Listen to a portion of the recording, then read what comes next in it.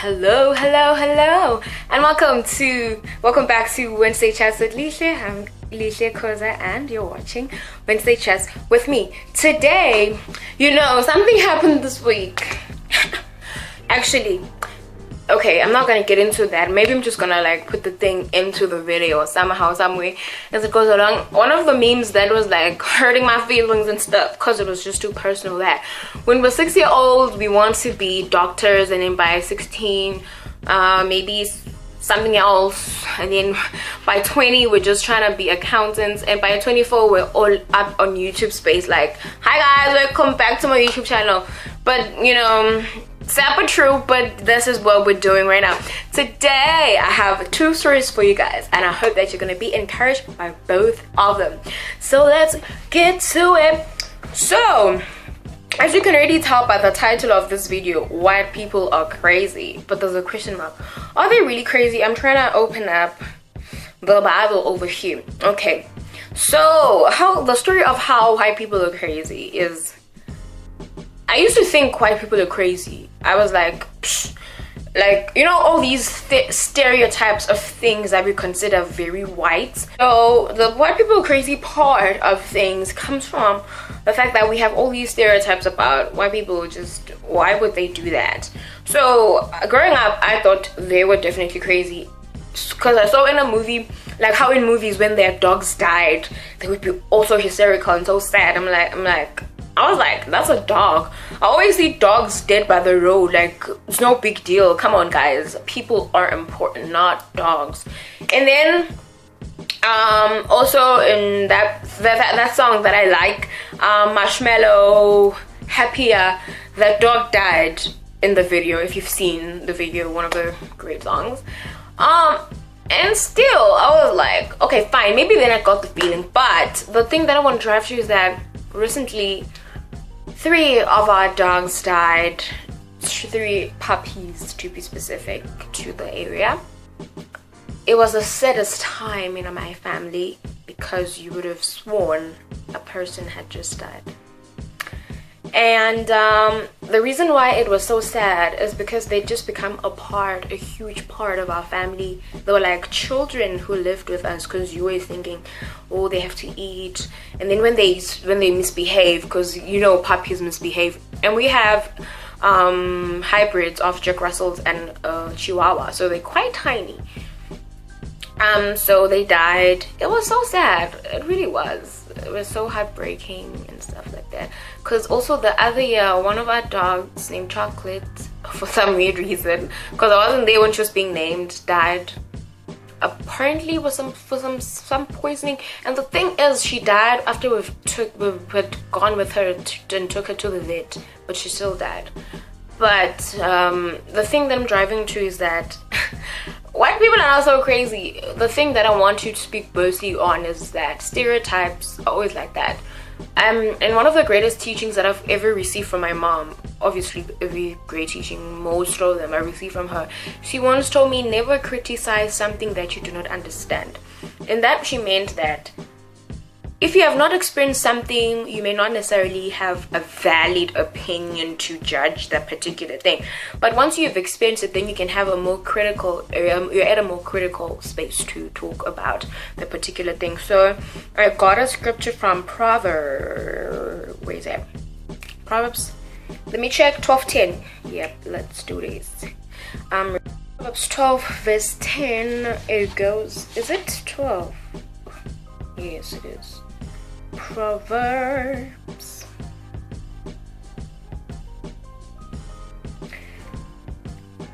A consistently righteous man regards the life of his beast, but even the tender mercies of the wicked are cruel. So the first part of the verse, in other versions that I will try to maybe put on this side or this side, whatever, those ones speak on that you need to take care of your pets, your animals. So it's not a bad thing, so it's not a white thing. I don't know, white people are crazy people. So having a dog is a gift, because once they die, unfortunately, you feel so bad when the dog has died, and you feel like, I could have taken care of you better.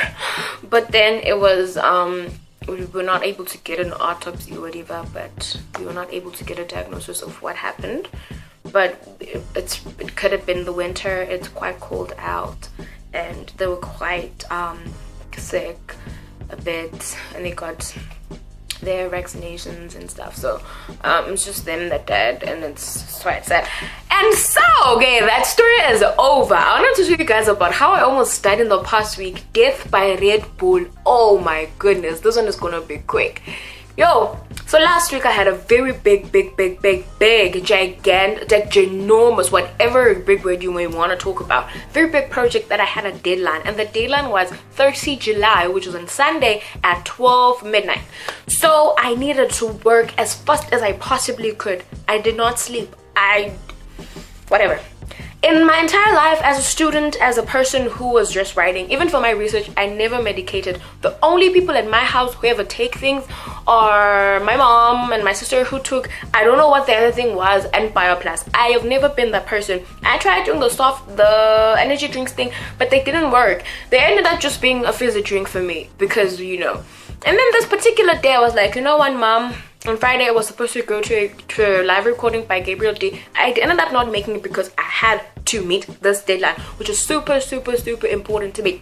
So what happened is, I asked Mom when she was on her way back, Mom and Dad, because they were both here, to get me Red Bull, because I don't trust the other things because they've never worked for me. Red Bull and BioPlus.